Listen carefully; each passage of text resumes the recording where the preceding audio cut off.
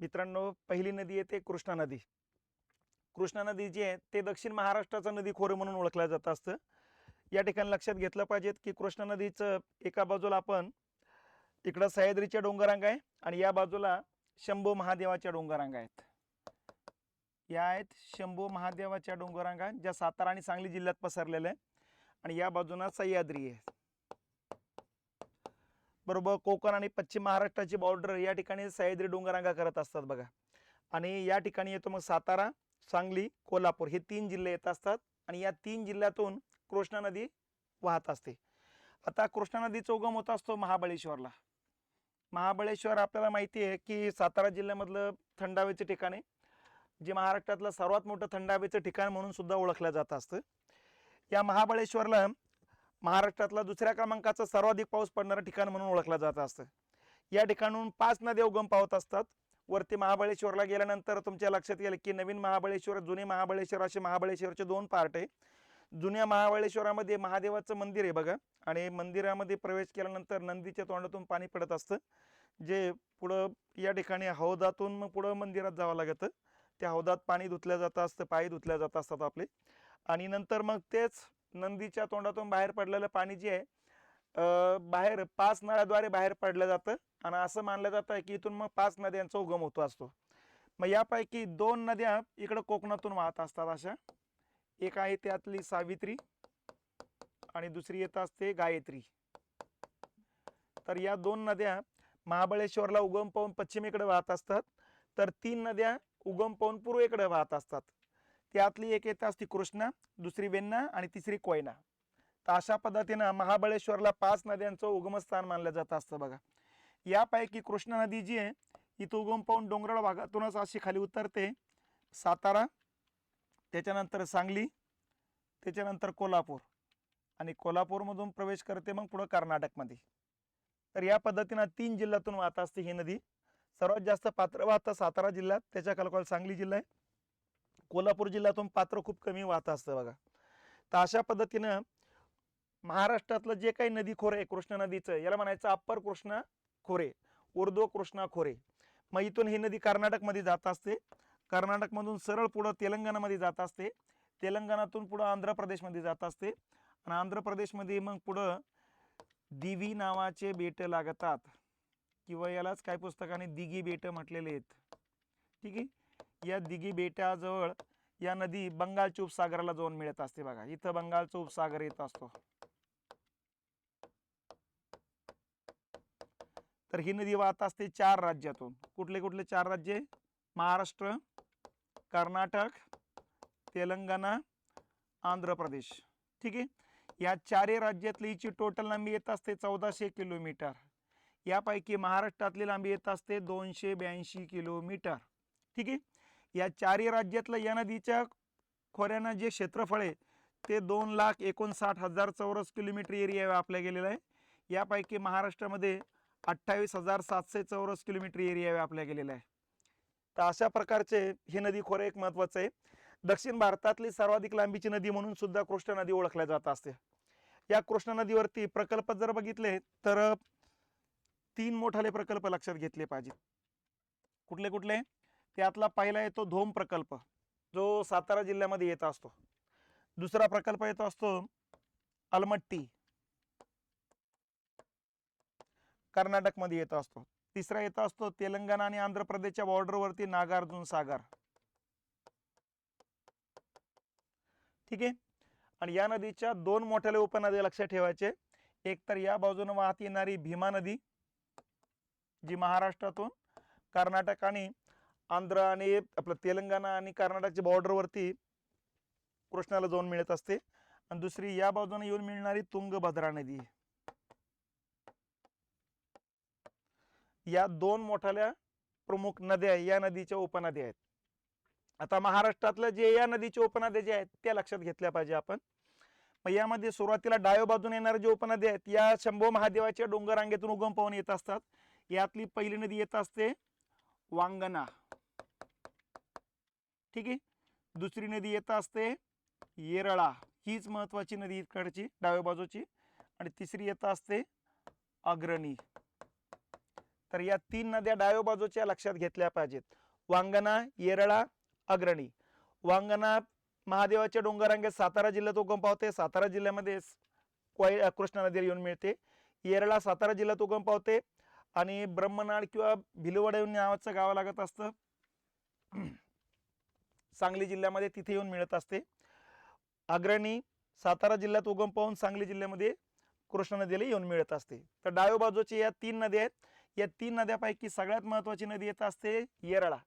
या येरळा नदीवरती येरळवाडी नावाचा प्रकल्प लागत असतो सातारा जिल्ह्यामध्ये आणि भिलवडी नावाचा प्रकल्प लागत असतो सांगली जिल्ह्यामध्ये. आणि इथं संगमावरचं गाव लक्षात घेतलं पाहिजे, ब्रह्मनाळ किंवा भिलवडी हे गाव या ठिकाणी लागत असतं बघा. ठीक आहे. त्याच्यानंतर उजव्या बाजूने येणाऱ्या प्रमुख नद्यांचा क्रम लक्षात घेतला पाहिजे. यातली इथंच महाबळेश्वर जवळ उगम पावून अशी वाहत जाणार नदी आहे वेण्णा. वेण्णा नदीवरती डोंगराळ भागाच्या उतारावरतीच कनेर नावाचा प्रकल्प आहे आणि जिथं ती कृष्णा नदीला जाऊन मिळते तिथं माहुली नावाचं गाव लागत असतं. ठीक आहे.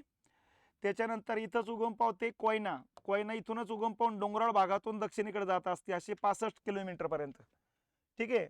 एका बाजूला सह्याद्रीचे डोंगररांगा, एका बाजूला आगाशिवचे डोंगररांगा आहे बघा, आगाशिव बामणोलीचे डोंगररांगा. आणि इथं डोंगराळ भागात तिच्यावरती कोयना नावाचा मोठा प्रकल्प उभारण्यात आलेला आहे. महाराष्ट्रातलं 3ऱ्या क्रमांकाचं मोठं हे प्रकल्प येतो आणि महाराष्ट्रातला सर्वात मोठा जलविद्युत प्रकल्प आहे. या बाजूनच कोयनामध्ये इकडं चिपळूण तालुक्यामध्ये इकडून असं त्या डोंगराळ रांगेला खालून छिद्र पाडलेलं आहे आणि पलीकडून धरणातलं पाणी खाली घेऊन पलीकडं टर्बाईन वरती पाडून या ठिकाणी वीज निर्माण केली जाते. तर जवळपास महाराष्ट्रामध्ये 1660 आपलं 1960 मेगावॅट एवढी वीज या ठिकाणी निर्माण होत असते. तर महाराष्ट्रातला हा सर्वात मोठा जलविद्युत प्रकल्प आहे म्हणून याला महाराष्ट्राची भाग्यलक्ष्मी किंवा भगीरथ असंही म्हटलं जात असतं. तर हा प्रकल्प या ठिकाणी या नदीवर येत असतो, कोयना नदीवर. कोयना नावाचा प्रकल्प आहे. शिवाजी महाराजांच्या पदस्पर्शांना पावन झालेली भूमी असल्यामुळे याला शिवसागर असंही म्हटलं जात असतं. आणि इथून ही नदी नंतर मग डोंगराळ भागातून खाली उतरते आणि सातारा जिल्ह्यामध्ये कराड नावाचं गाव आहे. महाराष्ट्राचे पहिले मुख्यमंत्री यशवंतराव चव्हाण यांचं जन्मभूमीचं कर्मभूमीचं ठिकाण येते. तर त्या ठिकाणी जाऊन मिळत असते कराडला. ठीक आहे. त्याच्यानंतर पुढच्या भागामध्ये इथं चांदोली अभयारण्याचा भाग लागतो, राष्ट्रीय उद्यानाचा भाग लागतो. इथूनच उगम पावते वारणा नदी आणि वारणा नदीनंतर मग सांगली आणि कोल्हापूरची बॉर्डर तयार करत असते अशी. आणि अशी नंतर ते सांगली जिल्ह्यामध्ये हरिपूर नावाचं गाव लागत असतं बघा. या ठिकाणी सांगली शहरच लागते. त्या ठिकाणी कृष्णा नदीला जाऊन मिळत असते. हिच्यावरती सांगली जिल्ह्यामध्ये चांदोली नावाचा प्रकल्प लागत असतो. ठीक आहे.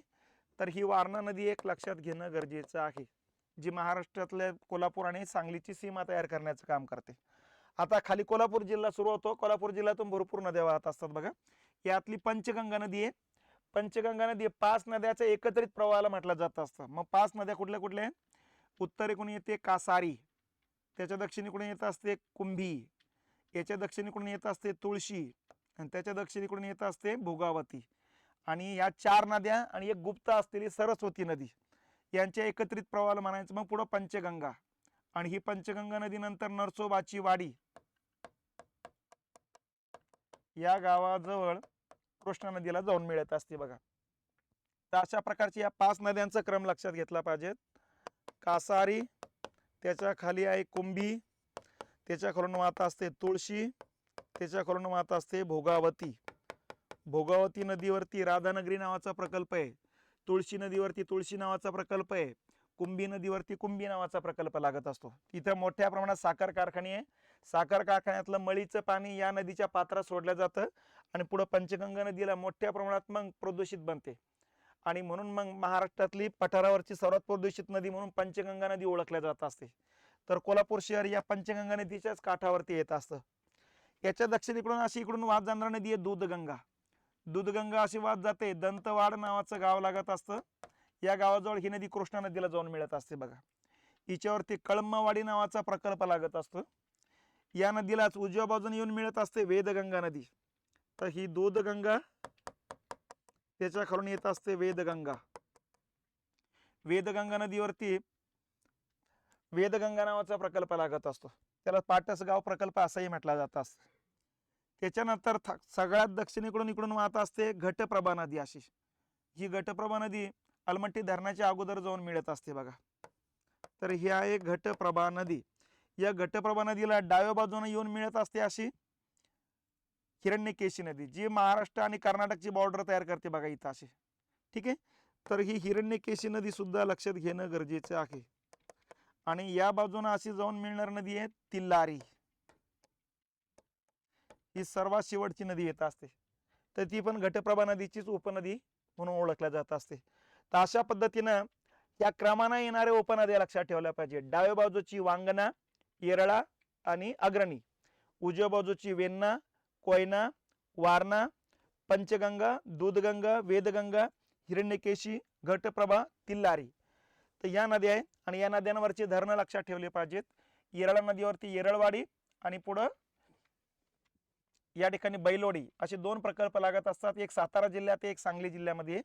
त्याच्यानंतर कृष्णा नदीवर धोम नावाचा प्रकल्प आहे. वेण्णा नदीवरती कनेर नावाचा प्रकल्प आहे. कोयना नदीवरती कोयना नावाचा प्रकल्प लागत असतो. वारणा नदीवरती चांदोली नावाचा प्रकल्प लागतो सांगली जिल्ह्यामध्ये. त्याच्यानंतर मग इथं कुंभी प्रकल्प आहे, तुळशी प्रकल्प आहे, राधानगरी प्रकल्प आहे. दूधगंगा नदीवर कळंबावाडी नावाचा प्रकल्प आहे.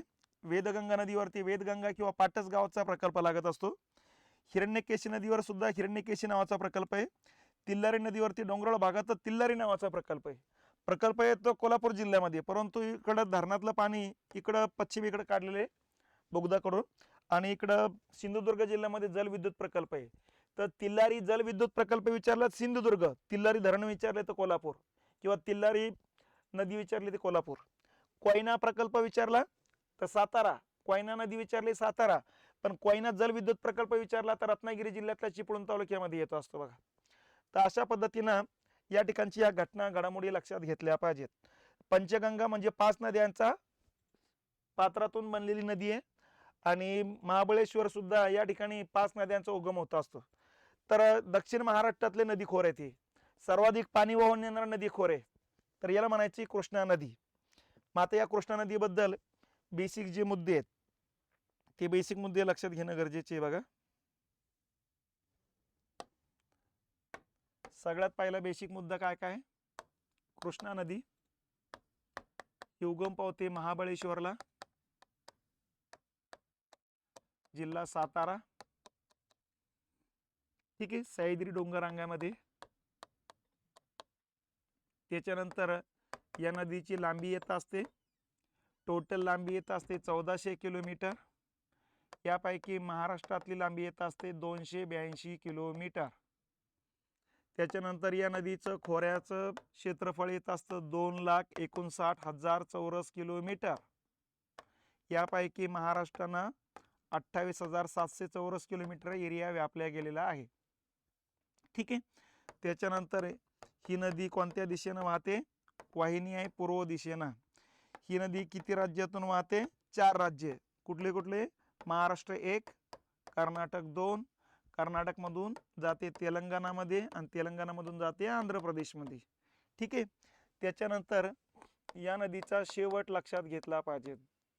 या नदीचा शेवट होतो बंगालच्या उपसागराला. बंगालच्या उपसागराला कुठं शेवट होतो? दिघी किंवा दिवी नावाचे बेट आहेत त्या ठिकाणी इथं शेवट होत असतो. ठीक आहे. तर या पद्धतीने लक्षात ठेवायचं. हिच्या मोठ्याल्या ज्या उपनद्या आहेत, 2 मोठ्या उपनद्या लक्षात ठेवायच्या. एक आहे भीमा, डाव्या बाजूने येत असते, आणि एक आहे तुंगभद्रा, जी उजव्या बाजूने येत असते. ठीक आहे. आणि महाराष्ट्राच्या बाहेरचे 2 मोठाले प्रकल्प लक्षात ठेवा.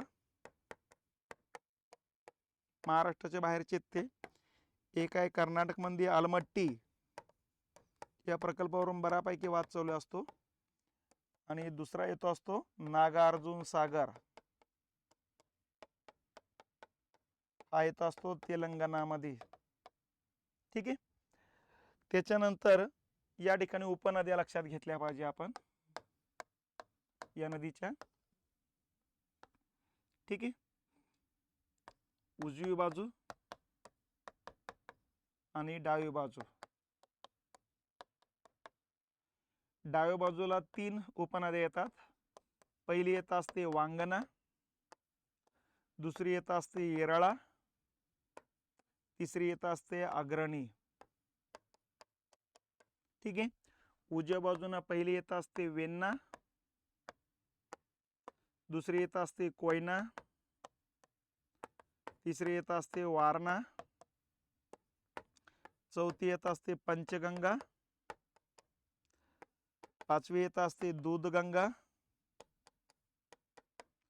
सहावी येत असते वेदगंगा, नंतर येत असते हिरण्यकेशी. ठीक आहे. नंबर 8 ला येत असते घटप्रभा, 9 नंबरला येत असते तिल्लारी. यात ठिकाणी सुद्धा लक्षात घेतलं पाहिजे की पंचगंगा नदीच्या 5 नद्याचा प्रवाहातून एकत्रित तयार होणारे प्रवाह येतो. 5 उत्तरेकडून दक्षिणेकडे जाताना पहिली लागेल कासारी, दुसरी लागेल कुंभी, तिसरी लागेल तुळशी, चौथी लागेल भोगावती आणि 5वी गुप्त असलेली सरस्वती. ही पात्र दिसणार नाही, ती गुप्तपणे आहे असं मानलं जात असतं. तर या पद्धतीनं उपनद्या लक्षात घेतल्या पाहिजेत. त्याच्यानंतर नदी संगमावरचे गाव लक्षात घेतले पाहिजे आपण, किंवा वैशिष्ट्य लक्षात घ्या. वैशिष्ट्यामध्ये सर्वाधिक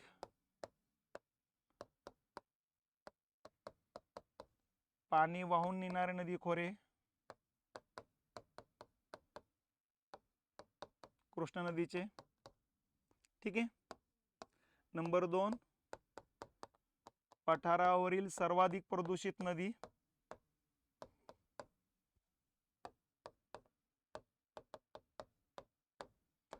आणि सर्वाधिक प्रदूषित नदी येत असते पंचगंगा. ठीक आहे. नंबर 3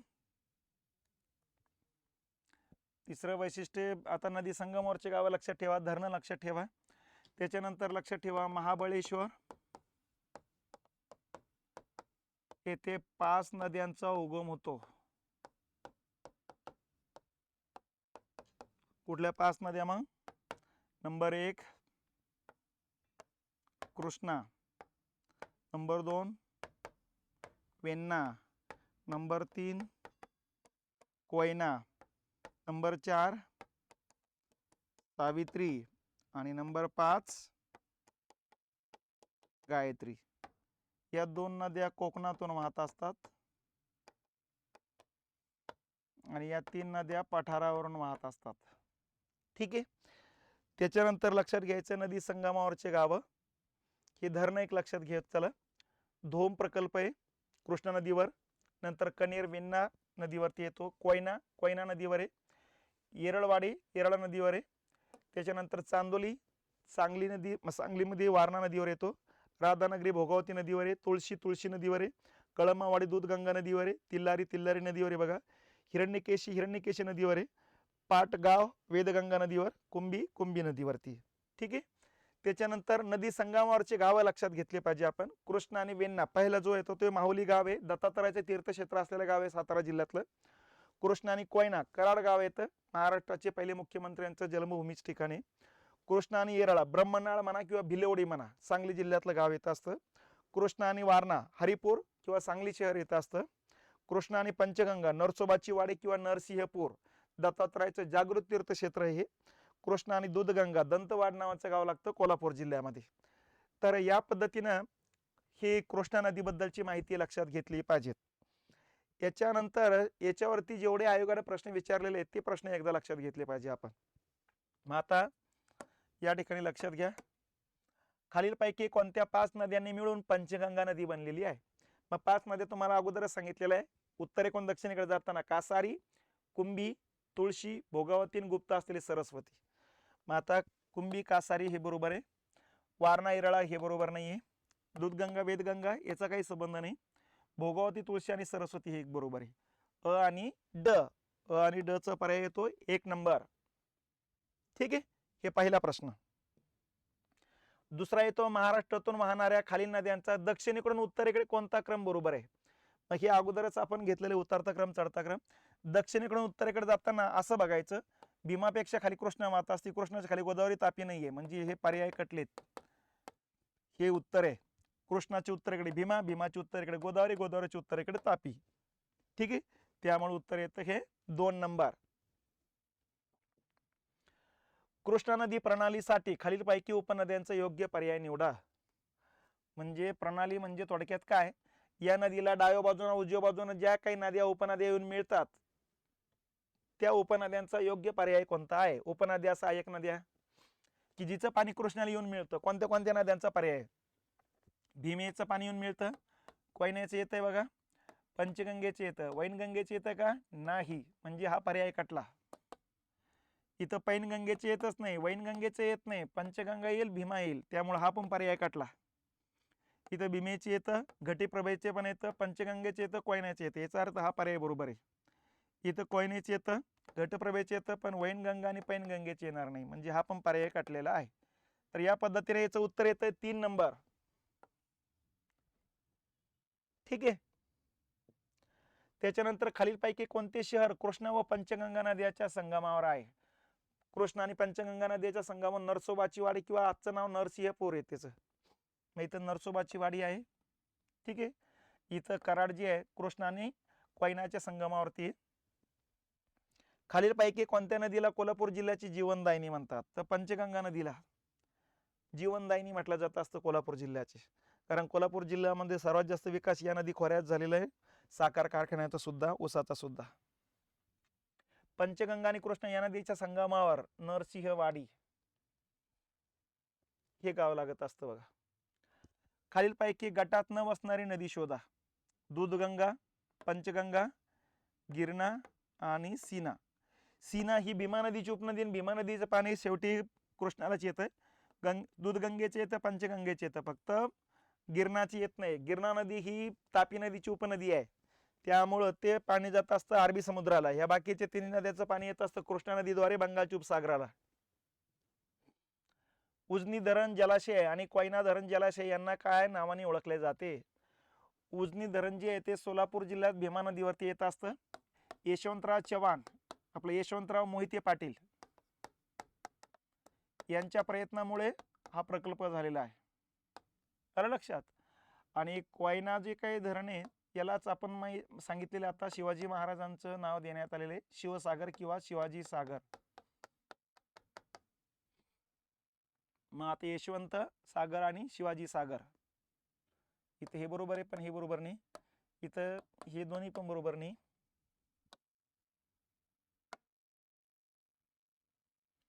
हे बघा इथे यशवंत सागर आणि शिवाजी सागर हे उत्तर बरोबर येतं इथं.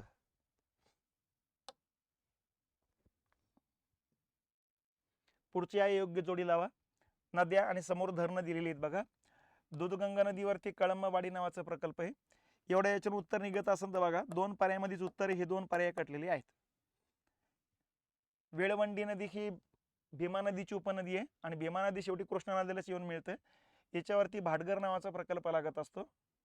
मग 3 नंतर 4 यायला पाहिजे, 3 नंतर 4 या ठिकाणी, म्हणजे याचा अर्थ हे उत्तर आहे 4 नंबर. कृष्णा नदीवर धोम नावाचा प्रकल्प आहे आणि भोगावती नदीवरती राधारंगरी नावाचा प्रकल्प लागत असतो.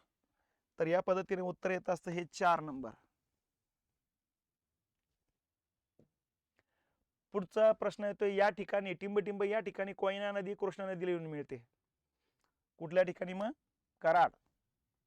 कृष्णा आणि कोयनाचा संगम होतो असतो.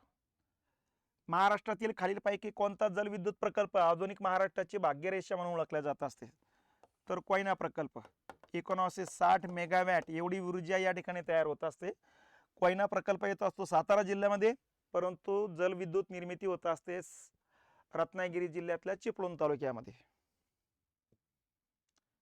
हे कोणते नदी खोरे आहेत? तर हे सरळ लक्षात आलं पाहिजे. इथे या शंभू महादेवाचे डोंगररांगा आहे, इकडं सह्याद्री, आणि इथं सातारा, सांगली, कोल्हापूर आहे, म्हणजे याचा अर्थ हे येतं कृष्णा नदीचे खोरे.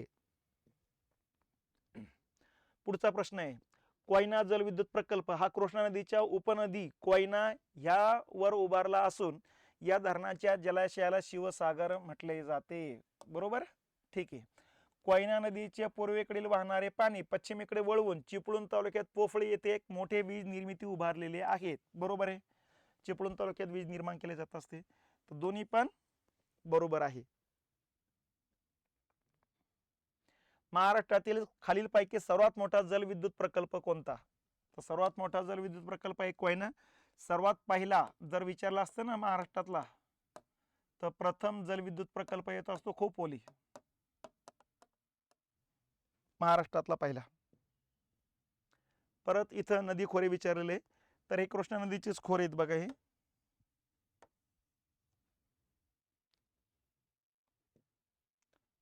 चला, तर या पद्धतीनं याच्यावरती आयोगाने प्रश्न विचारलेले आहेत.